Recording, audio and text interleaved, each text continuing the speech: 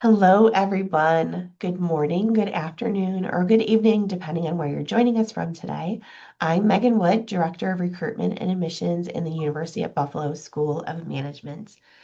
Today's session is one of our UB MBA admissions webinar series sessions, and I am very happy to have my colleague and friend, Julia Braun, who is Senior Associate Director of our Graduate Programs Office and MBA Academic Advisor, who is here to share a session about the UB MBA and mapping your milestones, which really leads and discusses academic advising for graduate student success.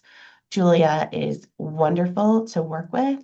If you are an admitted MBA, you're going to be very fortunate to get the opportunity to connect with her.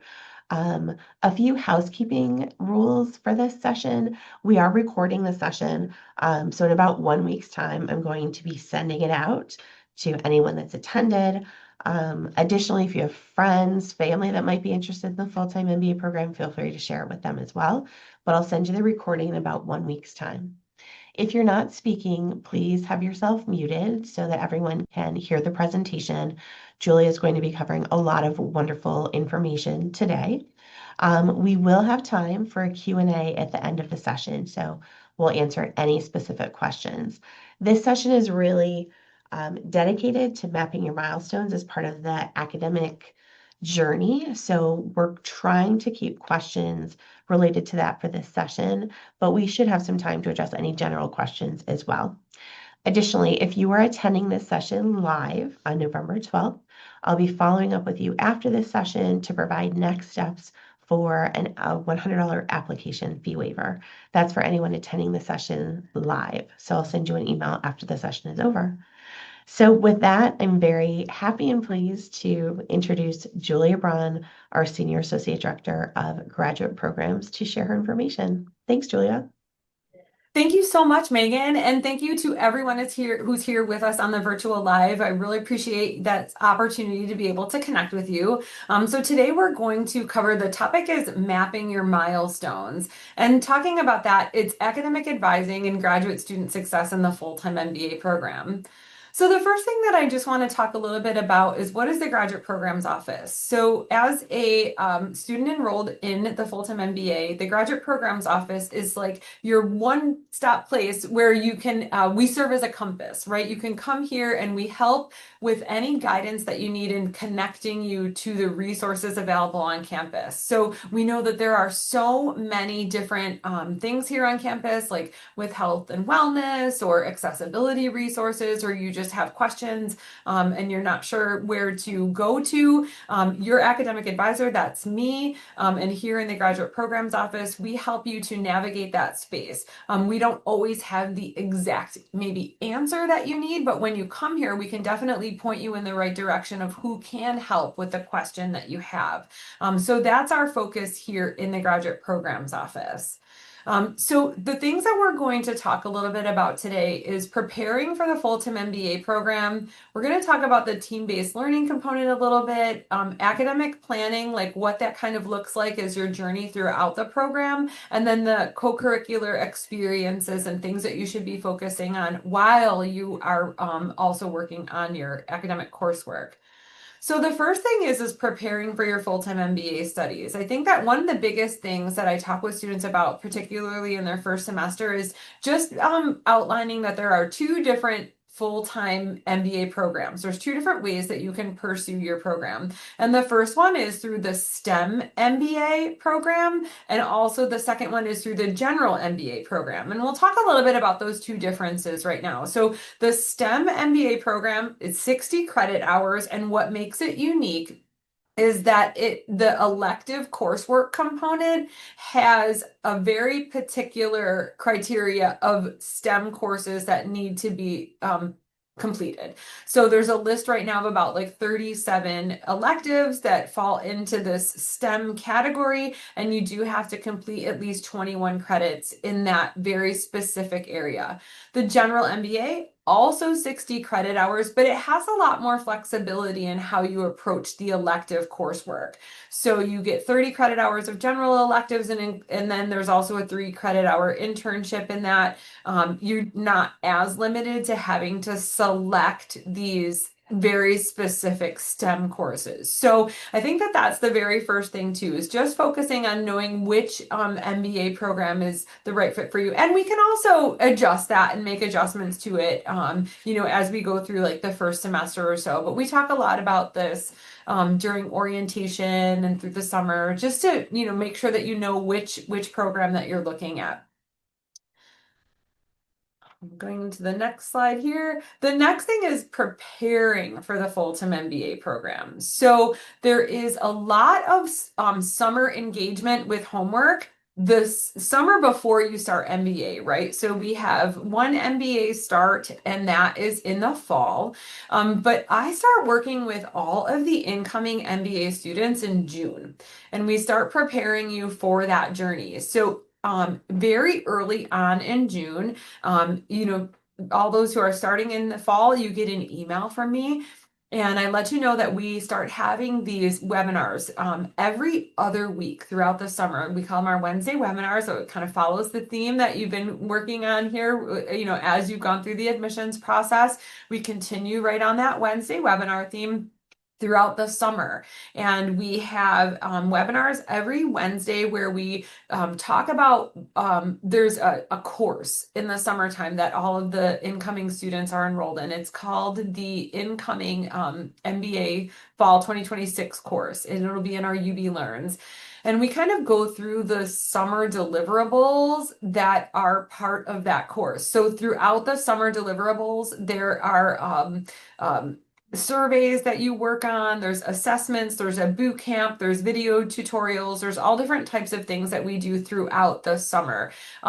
Also, throughout the summer, you have an opportunity to connect with your incoming classmates. So we devote probably about, 15, 20 minutes of our virtual live webinars to just covering some content and things that you should be working on at that moment. And then the rest of the time, we do a lot of like activities and breakout rooms. And it's pretty cool because you get to connect with all of your classmates even before the semester begins. You really get to know each other even ahead of the orientation programming. So expect a very fun summer, the semester, or right before the start of the MBA program in the fall.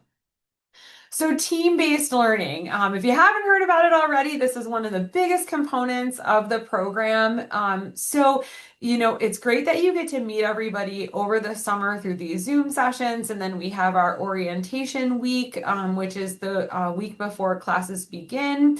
And during that orientation week, you learn who your teammates are. So in the full-time MBA program, you are put into a team of about 5, 6, 7 students from your incoming cohort.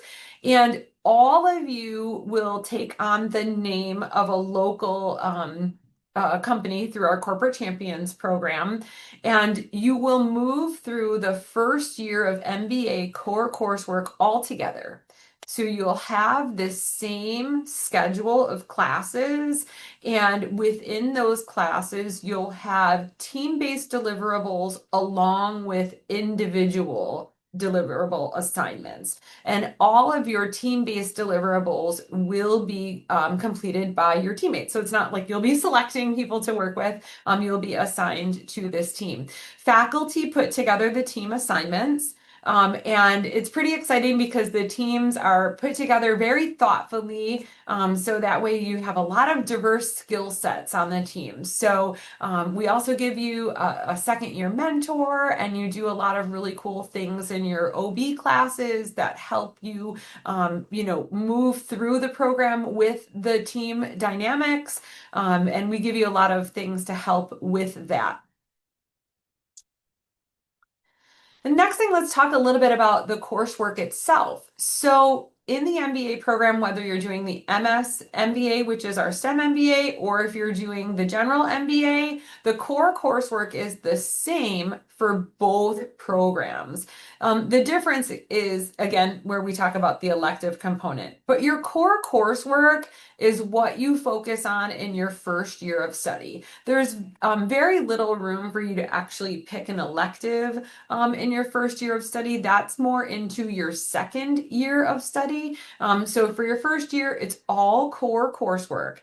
So when we take a look at what's called Fall 1, and we see Fall 1A, Fall 1B. So in your first semester, that's Fall 1, you'll see Fall 1 A is the first 7 weeks, Fall B is the second 7 weeks. That might be something that's a little bit new if you haven't ever taken 7-week courses before. But that is how all of the MBA core coursework kind of looks. So the Fall 1, where you see the statistics course, that's something that runs the full 15 weeks of the fall semester. And then you have 3 courses in Fall 1A, which is about the first 7 weeks of the semester. And then in the middle of October, we have a flip to the second 7 weeks. And that's where you switch over to your second 7-week classes. The same thing happens in the spring. So spring 1A would be the courses in the first 7 weeks of spring. And then you have spring 1B, which are the courses that are in the second 7 weeks of spring. All of your core coursework are things that you are force registered into, meaning as your academic advisor, I will put you into this coursework. You don't get to pick the times of your classes. Your team will all be registered together, and there are some cohort type models that we use, and you'll be put into your schedule. So we'll talk a little bit about how that looks too, because I know a lot of people wonder, like, what will my schedule look like? What will my time commitment be? And that's a really big part, right, in planning around your life. So the next thing here is just kind of talking about your availability, and then I'll show you a sample schedule next. So let's just focus on first the fall 2026 registration, right? So when we think about the fall, you'll be registered into your statistics course, which will take the 15 weeks, and then you'll have your 7-week courses. So what we usually tell students that you need to prepare for being available for coursework, team meetings, and things like that, Monday through Thursday, 8 a.m. to 5:30 p.m. We don't have any classes on Fridays that are core classes, but Fridays are meant to be left open for team meetings, guest speakers on campus. There's corporate champion deliverables, things like that. Your schedule will be viewable in Hub in mid-August. So you and your team will all have the same classes, and you'll see that on your schedule. Another class that you see on your schedule in the fall semester is called MGG 600. That's MBA Advantage Discussion Group, and that's a non-credit course that is there to help onboard you into your MBA program. And we'll talk a lot more about that as we go through the orientation programming. A little bit of a sample schedule. So what I did is, schedule's not out yet for fall. So I used the model that is happening right now for our first year MBA students that are enrolled for fall 25. So let's talk a little bit about this. If we take a look at this schedule, you'll see on here again that the expectation is that you're available Monday through Thursday from 8 a.m. to 5:30 p.m. This particular cohort, the students that are enrolled in this cohort, they start on Monday, Wednesday at 8 a.m. with their MGB course, and then they go into the statistics course at about 10:30, and then you see that they have a great big break on Monday up until they get to the red block, which is the MGG 600 course. And then on Wednesday, they're all done with classes at 12 o'clock. Again, just holding that availability up until 5:30, because that might be a time when your team decides that they're going to meet, that they're going to work on deliverables and things like that. If we look at the Tuesday, Thursday schedule for the first 7 weeks, you'll see that this group has to be here at 9:30 a.m. for MGA 603, which is the financial accounting course. Then they have a great big break for lunch or team meetings and things like that. And then they go to their management communications course from 3:30 until about 5:30. So, again, you're not in classes back to back to back, 8 to 5:30, but it's about being available during that time because your courses can fall anywhere in there. And then you'll also see that Fridays are open. So the 15-week model is actually the statistics course. So that's going to be the standard, the Monday through Wednesday, all the way through till December 8th. But now we're going to take a look at how those 7-week courses shift a little bit after the 7-week mark, which was mid-October for this fall semester. So the students had a little bit of a change. Starting in the middle of October, they switched over to their marketing class on Monday and Wednesday. You'll see that that statistical analysis class stays consistent all the way through. And then there was a little bit of a change. The accounting class and the communications class end, and the students then have picked up entrepreneurship and financial analysis for the second half of the semester. So at any given time, you really are focusing on about 4 classes, with, again, statistics being the consistent all the way through the semester. And then we have the flip between the other, the marketing courses, the entrepreneurship class, and the financial analysis. So the next thing that we just kind of also want to touch upon that's really super important as you start thinking about your journey in the program, it's not just about doing the coursework itself, but it's also all of the different co-curricular experiences. And for those who are starting the program in the fall, a big part that we talk about is the master's map for professional development. So these are the tenets of the master's map. And we go through this a lot with our students, and each of them have a drop-down box which talk about what's most important in those particular categories. So we talk about the importance of professional development and your career management, and that can include like experiential learning, your internship component. How do you build all of these things into your resume? And we have a wonderful career resource center that will help you with that. There's communication, so you'll work on that a lot throughout the program. There's a lot of different ways that we approach that here in your MBA. Community engagement. There's a lot of opportunities to be able to engage with the community. We have nonprofit board fellowship, and there's also projects clinics. There's just a lot of different ways that we'll connect with entrepreneurship and innovation. Leadership, I'm sure that you've heard already a little bit about the Leader Core program. You'll get some access to students who are in that program throughout the intern or throughout the orientation process, and you'll learn more about how to apply for that opportunity. There's research and research impacts opportunities for those. Teaching and mentoring, if you're interested, we particularly lean in on the mentoring piece.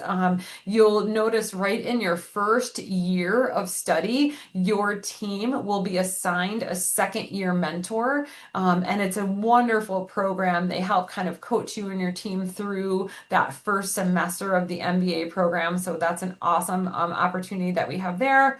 And then also wellness and life balance. That's extremely important as you're going through the program. And we'll kind of build a little bit off of that when we think about like the experiential learning components. We have the centers here at the School of Management. That's just one part that you can look into, working, being part of one of the centers. But also you'll just hear so much about there's the other impact projects that you can take part in. Student wellness, again, building off of that, that's a really important part of being in the program, is that making sure to take care of you. So finding that balance. So while there are a lot of different things that you can participate in terms of like experiential learning and the co-curricular, being part of clubs and organizations and building your skill sets in those ways, it's also really important to make sure that you're taking care of yourself and having some great balance. So there are a lot of different different things that you can participate in with wellness coaching. There's the health center. We have mental health counseling, self-help resources, stress management, and there's a lot of different things that we can help you with. So we'll introduce you to a lot of these resources during the orientation program, and then throughout your time in the program, just make sure that you are tapping into these resources as they're available to you as a student here. So one of the things I like to just kind of put out there too, because I know that there's a lot that goes into thinking about this journey and going into graduate school. So I just think it's really important when you think about these tips for thriving in graduate school, not just surviving, but thriving. So as you approach graduate school, believe in your abilities and focus on learning. Most business program emphasize case studies, simulations. Don't just aim to get it done, but really just focus on how to improve your skills. Like these are real world skills that you can apply immediately. So take advantage of all those things. Diversify your network. So there's so many different students here that you can connect with, just not only within the School of Management, but more broadly in all of our different schools, right? We have Jacob School of Medicine, we have School of Engineering, and you'll get to work with students in a lot of different capacities throughout your time in the program. So collaborating across industries, backgrounds, it makes you more adaptive and globally minded. Prioritizing your energy and not just your time. So you're going to be juggling a lot of coursework, networking, and life. And again, lean in on all of those different wellness support services that we have available to you. And ask for help. Nobody can get through this program all on their own without asking for help or leaning in on their classmates. So, when you need help, reach out to your peers, professors, administrators. Graduate school isn't meant to be just done all alone. Use your support network. And that's where you're going to definitely want to come in here to the graduate programs office, let us know, and we'll help connect you to resources that'll help you to thrive during your time in graduate school. And that's all I have for the presentation part, but I'm assuming that there's probably a lot of great questions in the chat. So I'm going to go ahead and try to take a minute to look in those, but I don't know, Megan, if there's some common themes that you noticed like while the program was going on. Common themes are related to scholarships. So, as I mentioned, in terms of merit-based scholarships and donor scholarships, there is not a separate application for consideration. Anything you upload with your admissions application is what we will consider as it relates to merit-based and donor scholarships. If they're donor scholarships that have need-based as part of the criteria, I'll reach out to all admitted students normally in like May or June to advise you that, if you want to be considered, there is an application process for that based on the need-based requirement.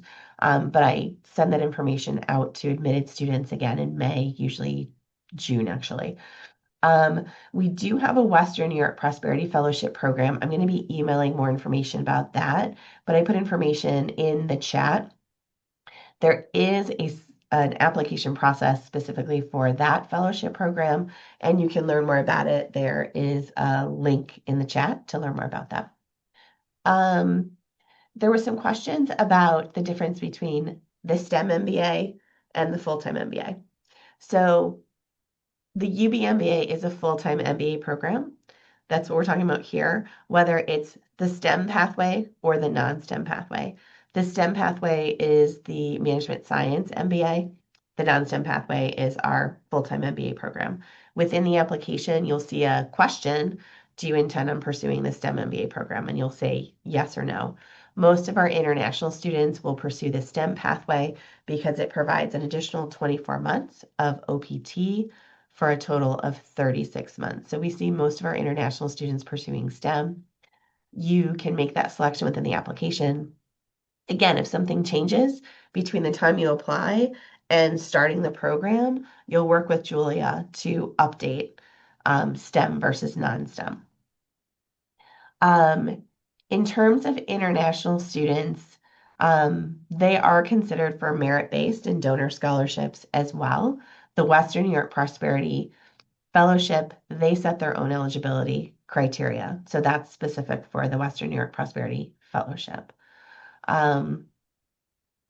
So students who have been admitted and have paid their $500 tuition deposit will receive access to university systems, one being our Career Design Center. The Career Design Center is where the majority of assistantship opportunities and on-campus employment opportunities are listed. Thank you, Julia. She's listed that within the chat. But students have to be admitted and they also have to have paid their $500 deposit to access those postings. If Julia or I become aware of assistantship opportunities, we're happy to send those out to admitted students, but the large majority of the postings will be on the Career Design Center. So it's really important that one, the student is admitted, and that two, they've paid their $500 tuition deposit to be able to access those opportunities. The full-time MBA program admits in the fall, so many of those opportunities will post over the summer and closer to the fall semester. Um, any other questions? I think I covered all of them, but if there's additional questions, feel free to type them into the chat. Julia covered a lot of wonderful information and how she and her office, the Graduate Programs Office, which we also refer to as the GPO, works with students. As she mentioned, once you're an admitted student, there's a lot of onboarding and community building. We'll do a lot of yield webinars. And then in June, Julia sort of takes over with Pam, who's a career advisor in the CRC, also runs the graduate team in the CRC. So there's additional those Wednesday webinars over the summer. So for us, it's really about making sure that, you feel a part of this community and we want to help make it as easy a transition as possible and provide you with as many resources as we can. Any other questions at this time? Yeah, I'm happy to help if anyone has questions. Don't be shy because I'm sure if you're thinking of it, someone else might be. I know that we did cover a lot of information. I tried to be sure to touch upon all the questions that you had submitted as part of your registration here. So I hope that all of this has been helpful. And then I did just drop some information in the chat as well about from the UB Office of Scholarships and Fellowships, as well as the UB Scholarship Portal. I know that those are important things to look at. A lot of students are interested in those. So I hope that that's helpful as well. And within the portal and the webpage about scholarships and fellowships, please be sure that you read the details and the criteria for each of those scholarship awards. Oftentimes, multiple offices on campus are getting emails like, oh, I want a scholarship. What scholarships are available? So Julia's provided two wonderful resources, but it's really up to you to make sure you're reviewing the criteria to see if you're eligible for those opportunities. Okay, so in terms of submitting your application, that's great. Our first deadline was October 15th. Our next deadline is January 15th. So if you've just submitted in the past couple of weeks, I've sent emails out to people to schedule admissions interviews for any of those that have been processed, but there's still plenty of time. Any interviews happening right now are for our students that applied by October 15th. There are decision notification dates listed on our website. So if you've applied and submitted an application by October 15th, you'll have a decision by December 1st. If you apply and submit everything by January 15th, which is also our priority deadline for scholarship consideration. So I definitely encourage you to kind of keep that in the back of your mind and submit your materials by January 15th so you at least have priority consideration for scholarships. Students will receive a decision by March 1st. Then we have our final international applicant deadline is March 15th. And then we also have deadlines in April and June. For the MBA program, yes, interviews are required. An admissions interview is required. So once an application is reviewed by our processing team, the materials are verified, then it goes into the interview bin, and I'll be reaching out to students to schedule admissions interviews via our recruitment and interview calendar. So feel free to email me separately if you have specific questions about your application. But as long as the materials are verified and it's gone to the next stage, I've reached out to schedule your interview. And that usually happens, I'm checking those a couple times a week. So, but it could take a little while for your application to be reviewed by the processing team because there's, thousands of applications that come in across all of our programs. But if you have questions specifically about your application, feel free to email me. I'll put my email into the chat.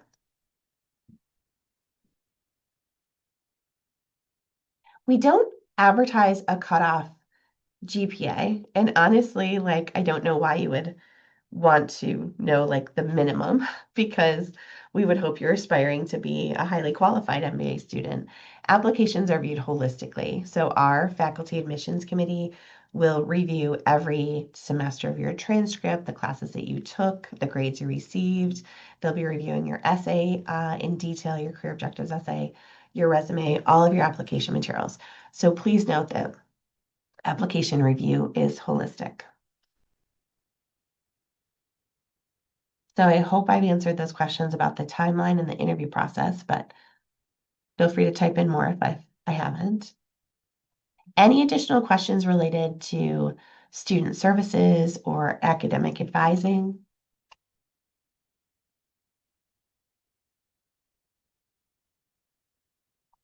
Okay. Well, Julia, thank you so much. You shared so